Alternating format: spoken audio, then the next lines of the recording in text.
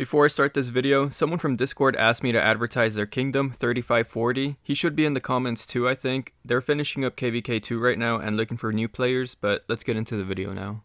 Yo, so before the year ends, I just wanted to check in with y'all to see if we were happy with Lilith, or at least grateful for some of the stuff that they've done this year.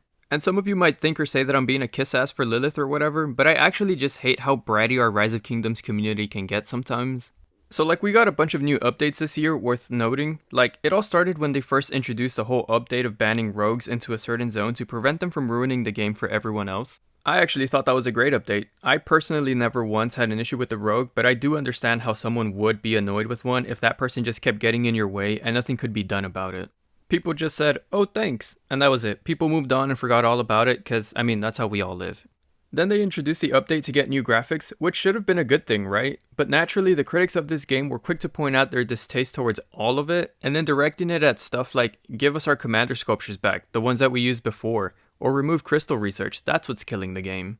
You know, stupid irrelevant stuff like that. But then not only did they take all that judgmental crap, but they listened and even went back and started to fix those things that people had a problem when it came to the graphics.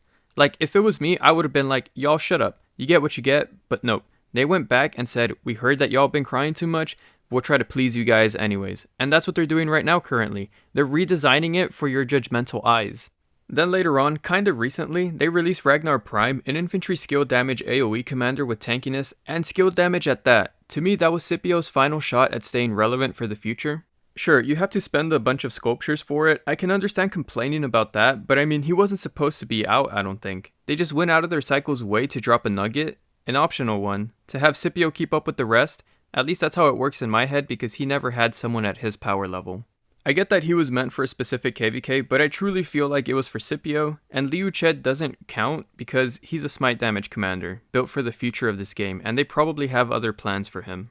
Regardless, the point is that it's optional. They didn't have to do it, and amazingly enough, you don't have to do it either. And I'm just happy that Scipio's lifespan was extended, rather than let it just wither away.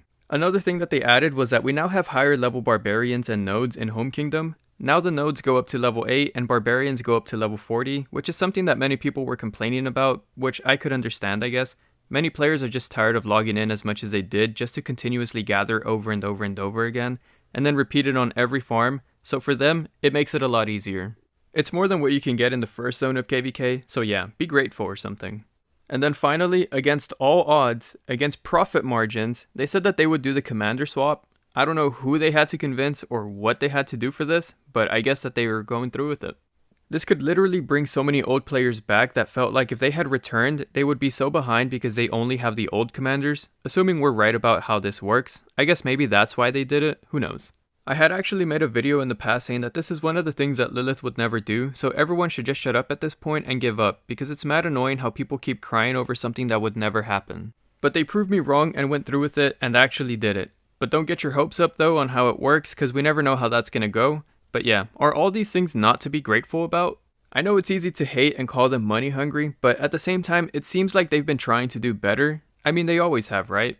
But this year, I think they did a bunch of crazy updates that make everything so much easier and better than before. But let me know what y'all think. Am I glazing Lilith too hard? Am I making this video because you think I'm sponsored even though I'm not? Is there no amount of updates that could save Rise of Kingdoms?